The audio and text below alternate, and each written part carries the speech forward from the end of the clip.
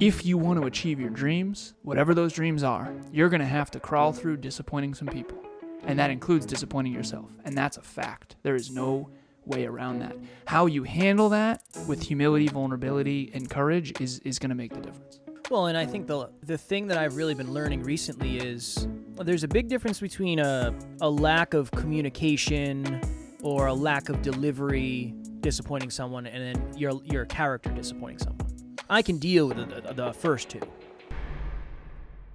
Next Level Nation, welcome back to another episode of Next Level University, where we help you level up your life, your love, your health, and your wealth. We hope you enjoyed our latest episode. It was episode number 1539, yesterday's episode. Should you focus more on your strengths or weaknesses? The jury is still out. Today, for episode number 1540, what does it mean about you if you disappoint someone? I received a 6-minute audio message from an amazing member of the NLU team the other day, and I'm going to leave them anonymous because we didn't talk about this, so I don't want to air them out without talking to them first. But it was about the fact that they were doing something for a client, and they didn't really feel aligned with that client anymore. And the discussion that we had was, no worries, I'll just take it. I'll take over with a client. I'll make it work. It's not a big deal at all. And the 6-minute audio message was a response to that saying, hey, I just want you to be very honest with me. I feel like I disappointed you, and I definitely don't want to disappoint you. I want to make sure I'm not making your life harder, and I know how hard you're working. It was just all this amazing, heartfelt verbalization. And I sent an audio back, and I just was given all the love, and no, you're the best, and no, you're not disappointing me at all. You're not. There's no disappointment. I think this is probably what's best anyway. I appreciate you having the courage to share your truth. Just all of that. No, you're not disappointing me. And I had a moment where I understand, as someone who is so afraid to disappoint other people, how afraid that person must have been of disappointing me. Because at the end of the day, I think a lot of us have this to some degree. But the question and the through line for this episode is, what does it mean about you if you do disappoint someone? Why do you actually have such a fear around that? Now, obviously, I'm sure it goes back to past stuff and childhood and parents and traumas and triggers and that type of stuff. But I think at the simplest form, it's usually because we think to ourselves, what does this mean about me? Anytime I let a client down, or NLPS lets a client down, or NLSM lets a client down, anything I'm a part of lets a client down, which it's just a byproduct of business, happens, right? It's going to happen. I immediately feel bad about myself because I think they're always going to look at me differently. The person who we let down is not going to trust me anymore, and they're going to think, I don't know what I'm talking about, and maybe I've been lying this whole time. Whatever it is for me. So that's my question. That's my early next level nugget. I guess maybe it's like a next level roadmap for this episode, is what does it mean about you? Maybe it's not the fact that you're disappointing someone. Maybe it's the fact that you think disappointing someone is going to make them feel a certain way about you, think a certain thing about you, change the way they look at you, change the way they interact with you. So that is the jam for today's episode. The inner question that I would ask myself and everyone watching or listening is, what does this mean about me? What does this mean, actually? Not even about me. What does this mean? So, for example, this person, Kevin, is disappointed, let's say, hypothetically. He wasn't, but hypothetically. What does that mean? That means that maybe my future at NLU isn't as bright. That means that maybe he will see me less positively. That means that maybe he will give me less opportunities in the future. That means that maybe I'm not the right fit for this team. That means that maybe he will think I'm not a team player. That means that maybe he will think I'm not willing to grind as hard as him. That means that maybe he'll tell Alan that, and then I won't be seen as positively as I am, and that might mean that my future just got less. Again, none of that is true. So if this person is listening, I know this person listens, so none of that is true whatsoever. But that's where our mind goes in the blink of an eye. Yeah.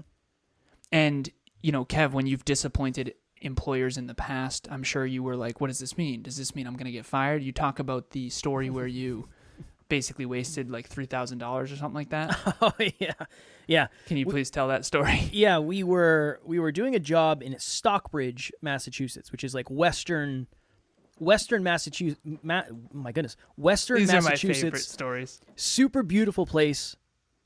I was actually working with someone, a mutual friend of ours, who I had gotten a job. Yep. At my company, and yeah, we go down and we're supposed to blow in this insulation. So if you've never heard of cellulose insulation, it's not the fiberglass stuff that's super itchy. I think it's pretty much just ground up newspaper that's treated with something. And you take these bales of it and you put it into this hopper that chops it up, and it sends it through this giant hose, and somebody's up in the attic spraying it. I was up in the attic spraying it because I had more experience. And the idea is keep the heat in. Keep the heat in. Or the cool in. Yeah. The cool stays in the attic. The heat stays in the home or the building or whatever, and yeah, it sets you up for that. So I look at the floor plan. I'm like, all right, cool. This will be not a bad day. This is an easy job. I can listen to music. This is pretty good. I mean, I don't have to talk to anybody. This is going to be great. How long did this take you, by the way? Oh, probably like 4 hours. 4 or 5 hours. Nice. Yeah, 4 or 5 hours. So I get to the end, and we finish, blow the last bag in there. It's like, all right, cool, we'll wrap this up. And I went down and looked at the floor plan, and I was like, oh, shit, I blew it in the wrong attic. We weren't even supposed to put anything in there. I put all the stuff in the wrong attic. Oh, my God. And I had that initial thought of, okay, is there any way to lie about this? I'll be very honest. Is there any way for me to lie about this? No. There's no way. That sentence has never been said before. I'll be very honest about this. Is there any way I lied about it? You're being honest about lying. Look, I love it. That's meta lying. I try to be real with it. So, no. I'm not going to be able to take this and shovel it from one side. No, we've gone too far. So I I called my project manager and I said, hey man, I effed up. And he's like, is everybody okay? And I said, yeah, nobody's hurt yet. But I blew an entire pallet into the wrong attic. And when I say a pallet, like when you go to Home Depot and you see a pallet of like fertilizer that's like 6 feet tall, I mean, we're talking, this was a lot of product, thousands of dollars, probably $2,000 to $3,000 if I'm guessing. And I was actually pleasantly surprised at the response. It wasn't anger or anything. He just said, okay, not ideal. We'll contact them and let them know we screwed up. We're going to have to order more material. But next time, just make sure you double, triple, and quadruple check your floor plans. Because it wasn't like me to make a mistake like that. Yeah, it was the same thing of, now disappointing. I'm always going to be walking on eggshells. These guys know. They're going to think I'm an idiot. Every time it's going to be like, hey, Kev, make sure you blow it in the right place this time. Hey, Kev, make sure you go to the right building. They never did that. But that was my thought. My fear of disappointment is you're not good enough. I'm incompetent. If I disappoint you, I'm incompetent. I had another quick story. I used to work when I was a forklift operator. I'm not proud of this. I didn't lie about this, but I knocked over an entire pallet of ceiling tiles because I didn't know what the hell I was doing. And I was so afraid of getting in trouble because I was like, they're going to fire me or they're going to think I'm an idiot. So I hid it. I hid the here's pallet. the thing, right? You hid the pallet. Luckily, no one listening to this, is a future boss of yours. The other thing too is maybe I'm lying about all of it. Maybe this was a figment or a pigment of my imagination. In case anybody is listening, A pigment. What is it? A figment? A fig I Newton? Think so, yeah, a figment. Okay. A fig Newton. Those things are gross, man. Straight up. No, not good. Not for me. Not good. So, to get back to the original point of this episode, Please. besides Kevin's blunders, it's like, wow, star employee. But the point of this is disappointing people. And more importantly, what I would ask you to ask yourself is what would that mean? Does this mean that you're incompetent? Does this mean that you are? It would mean that my limiting beliefs are right. Yeah. That's what it would mean. Yeah. My limiting. Oh, no. I have been right about myself all these years. I am a failure. That's what it means. I just made a giant mistake. So much stupidity. How? You've been singing along to Hoobastank in the wrong attic for the last 4 hours. What the hell are you doing, sir? Just jamming up there. No, wrong. So, what would you suggest to that, Kevin? Seriously, because dude, fail forward, right? It is what it is. There's no such thing as not making a mistake. I don't care who you are. That's not real. No one on planet Earth has ever not made a mistake. The difference between you and other people who make mistakes is that you talk about them on this podcast. That's the only difference. I would try to logic it to the fact that, okay, how many jobs like that did you do? And how many of those mistakes did you ever make? It's almost. What do you think the numbers are? That was the only time I ever made that kind of mistake, for sure. Okay, so how many jobs? I mean, I worked there for like 4 years. Okay, and you only made one huge blunder? Yeah. Okay. Yeah, well, maybe a couple. Look at Kevin's face right now. If you're on YouTube, if you're not listening on YouTube, you might want to check this one out on YouTube. Maybe a couple. Kev's trauma response is to laugh and smile. I'm also in a really good mood. Pain behind those eyes. I would just try to logic it. That's it. I would try to logic it. You have done this so many times and you've made a couple mistakes. Did you think of another story? Yeah, but it's not nearly as good. It's not. A lot of it was circumstantial, so it's not as Care good. to share? I'm trying to think of if I actually have like a good story to share. I mean, I've definitely made mistakes. It's not good. It's not a good one. It's just some things got missed that shouldn't have been missed, but it wasn't necessarily my fault because I was training somebody who shouldn't have been there in the beginning. I was set up for failure. That's my truth on that. You were the victim. I plead the fifth on that. But I think it's just the fact that our biggest fear is happening, so we forget all the other times our biggest fear didn't happen. That. Yeah. At this point, we've served hundreds of clients with NLPS. 99.9% of them have been very, very happy. Mm-hmm. And if you, whether you watch this or listen, you've heard testimonials from those clients. But there's been people that haven't. It just hasn't worked. I messaged you. I don't know if you listened to it yet. I did. Somebody messaged me last night and they said, "Hey, they paid like 8 months ago to start, and they were kind of all over the place, and things changed, and holidays and traveling, and they messaged me last night and said, "Hey, I'm not going to start the podcast after all. I am making some business changes, and I'm not going to start the podcast, but I already paid, so what do we do?" And I sent them an audio back, and I told Taryn today. I said, "This is how I know my self-worth is starting to get to a really good place." I sent them a message back and I said, "Look, I want to figure out whatever a win-win is going to be. And I want to make sure you feel valued and you feel like whatever we do is fair. From my perspective, I think we're even because we've spent hours on Zoom. I've spent hours messaging with you.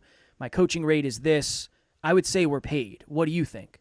And they sent me a message back that wasn't my favorite. And there wasn't a lot of ownership being taken, but whatever. It is what it is. I wasn't thinking really nearly as much of, I don't want to disappoint this person. I don't want to. I want to be fair. Of course, I want to be fair. There's a big difference between wanting to be fair and then being super afraid to disappoint other people. For sure. Yeah, normally I would have just punted it and said, "Yeah, no, I'll send it all back." Because the last thing I want you to do is not like me. I don't want you to be disappointed in me. But what does that mean? This is the point, right? What would it mean if she doesn't like you? I failed. I didn't. Yeah, I mean that potentially looks bad on my character. He's what would that mean? That I'm sleazy. I'm a sleazy business guy. But and this is the reframe. That's not true. Logically. Yeah, but emotionally. Yeah, logically. And this is what Kevin and I have run into a few times because Kevin would notice that when people would attack me, I would get very hurt. Very hurt. When they call me arrogant or whatever. He's like, "Is there any part of you that's afraid that that's true?" And logically, it was, no, not even a little bit. I actually think I'm really quite humble behind the scenes. I ask the team more questions than they ask me. But emotionally, yeah, I'm probably afraid of that, for sure. Hey everybody, my name is Bianca and I am the co-founder and COO of Evolve Ventures Technologies. The only reason I'm able to do the things that I'm able to do today is because of the guidance that Alan gave and how much he never gave up on me, even when I wanted to.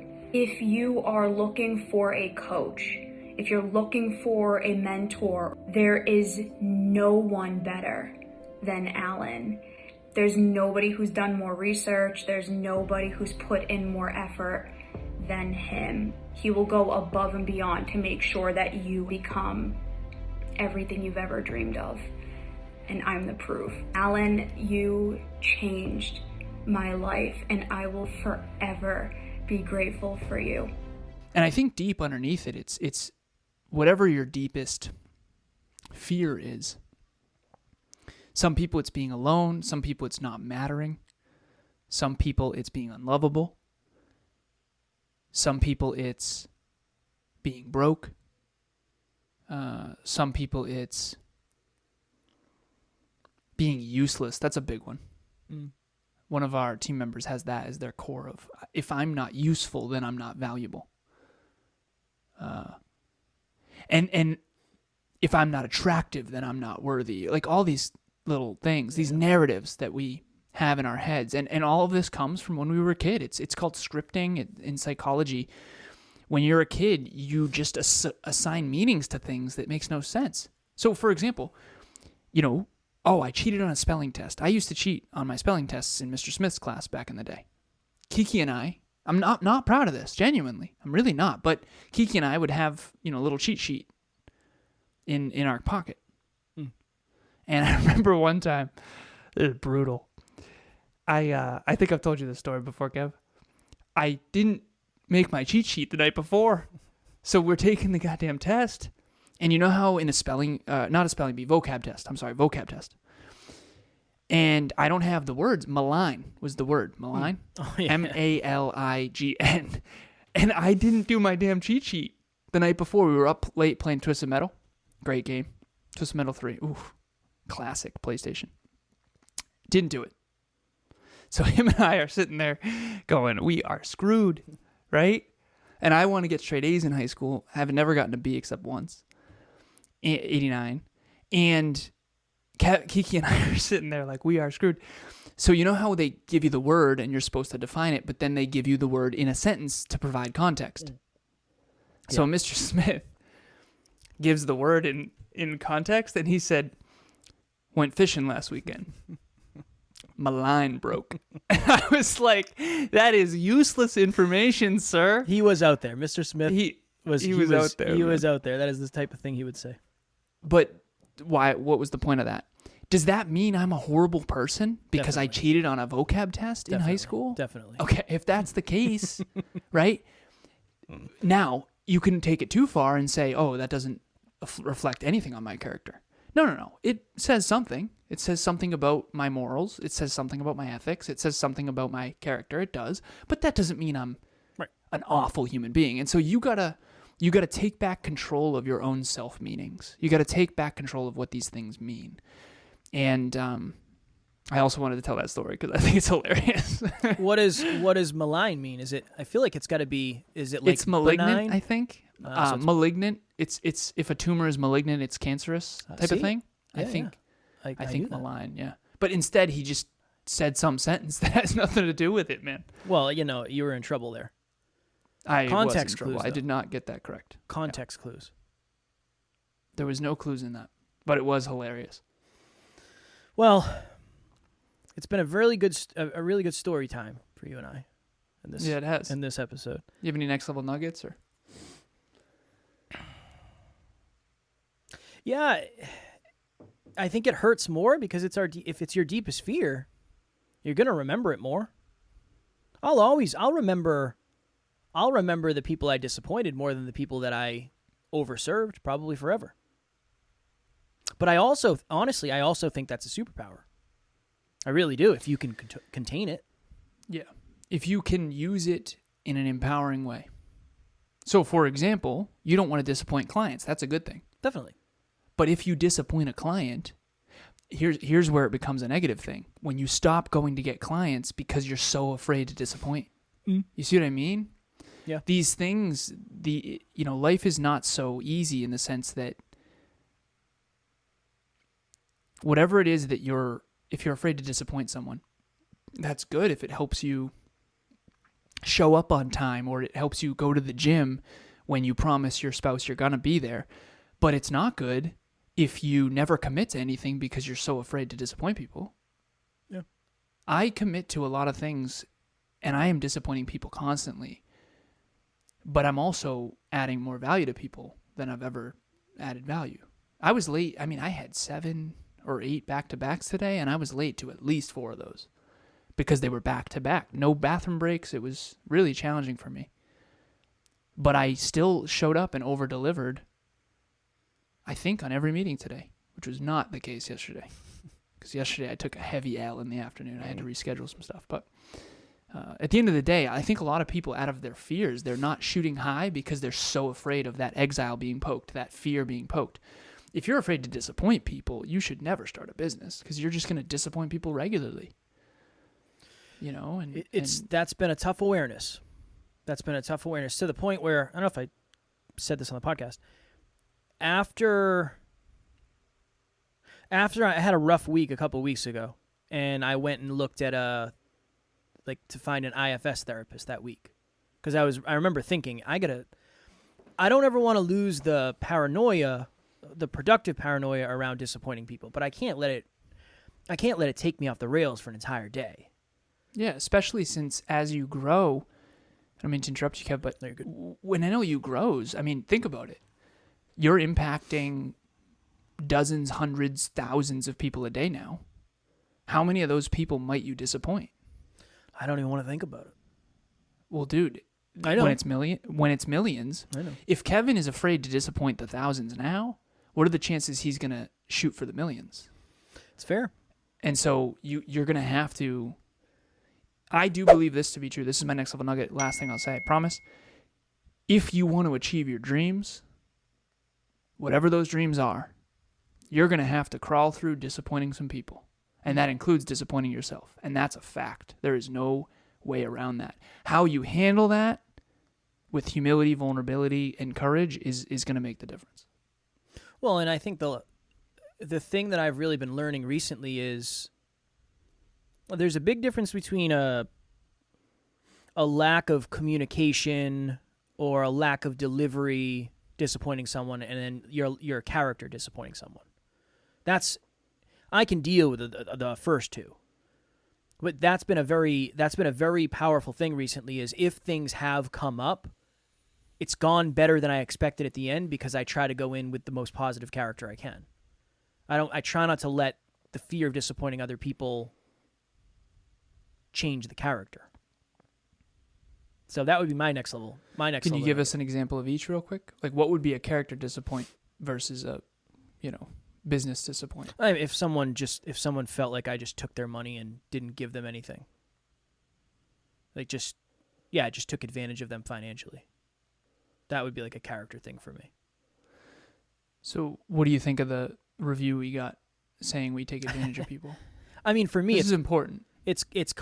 For me, that's more comical than anything. It's like, all right, you must be struggling if you're taking time out to. That for me, it's a fine line of not having the ego of like, if you knew what I sacrificed over the last 7 years, you would never write a review like that. There's no way. We're not doing this for money. We would have done other things. We would have done other things if I was, how hard it's been to make money in this business. It's been very challenging to grow this from the ground up and stay aligned and not do misaligned things and not do dumb content that doesn't help and not have guests on that everybody else in the industry does. We would be taking a different approach. So for me, that's one of those things where it's like, whatever. I don't believe that. I don't believe that. There's no part of me that when somebody says that there's logical or emotional, I know that's not true. Mm-hmm. I know that's not true. But it's the things that we're afraid are true. 100%. Yeah. Yeah. Yeah. Yep. So that's it in a nutshell, I would say. So for the listeners, what do you believe might be true that people are poking? And how do you, overcome that?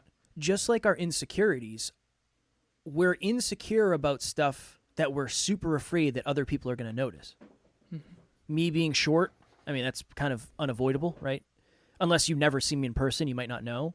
For you, it was your nose for a long time. I never noticed your nose. I'm not looking at your nose. I don't care what your nose looks like. Our big insecurities are the things that we're super afraid everybody else is like hyper focused on all the time. You know, and it might be one of those things where if I look at Alan like this for a second, he might be like, oh, he sees the right knows. He sees the right side. When in reality, it's like I'm looking at that award behind you. What is that award say? A fishing trophy. So yeah, that's my next level nugget. I don't know. It could be anything. That the one on to the left of the WPI thing kind of looks like a fishing trophy if you're watching this on YouTube, or a fishing plaque. If you have not yet joined our private Facebook group, Next Level Nation, please do. There's a lot of good conversation in there. Not a lot about what we talked about today in terms of our weird, wild stories, but there is a lot of valuable conversation about growing and evolving and ego and all that stuff. So if you're looking for a positive place to lean into your authenticity a little bit more, link will be in the show notes, as always.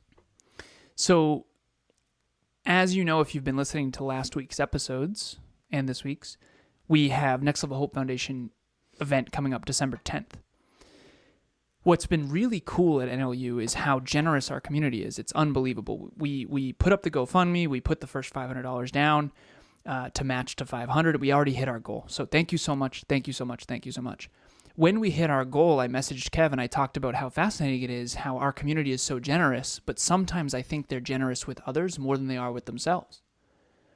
And I said that sometimes I think it's hard for our community to invest in themselves. And so while I appreciate how generous you are for these kids, genuinely, wholeheartedly, 100%, what I also want to make sure you're doing is investing in yourself. Group 13, I actually just talked to, shout out to Jay. I was on the phone with him earlier. He was in group 11. And at the end of group 11, we give a free coaching session to everybody. And I just had mine with him actually now, earlier today. So shout out to Jay. He's been in group coaching several times. Whether it's Jay or other members of group coaching, most of the team, the NLU team, was at one point group coaching members. You just never know what can happen when you get around the right people. So January 2nd, 2024, Group 13 is launching. It's bi-weekly. It's 6 coaching sessions. Amy is doing connection calls in between. So that's 12 hour-long sessions that you get for $97 a month. If you're a listener of this show, email me, because the landing page I don't think is finished yet, alan@nextleveluniverse.com. We've already had someone reach out, and they have already locked their spot for Group 13. If you want to lock your spot, email me, alan@nextleveluniverse.com, and we'll make sure that you start 2024 off right. Tomorrow, for episode number 1541, I don't know. It will be good. There will be stories. There might even be laughs. Tears, maybe. I don't know. It's been a long time since we've had tears, but maybe. Maybe the cats will make an appearance. Maybe Alan's creatures will make an appearance. I don't know. Maybe. It's possible. All of this is possible. Alan? Oh, you just froze? I know. You came back. Okay. Anything you want to say before we go? This kind of weird way out of this episode? So my Wi-Fi has been having challenges, so I apologize to everyone if that's the case. Do we need to redo the ending there? Or are you good? No, we're fine. Yeah, all is fine. All is fine. No, yeah, this is how we live. Awesome. All right, all cool. Good. Thank you for everyone who listened. No, I'm gonna do the normal outro. Yeah. Okay. Definitely. Yeah, you ready for me to do it? No. Here's the thing. When I go out of order, I forget it. As always, we love you. We appreciate you. Grateful for each and every one of you. And at NLU, we do not have fans. We have family. We will talk to you all tomorrow. We'll talk to you soon. Next Level Nation.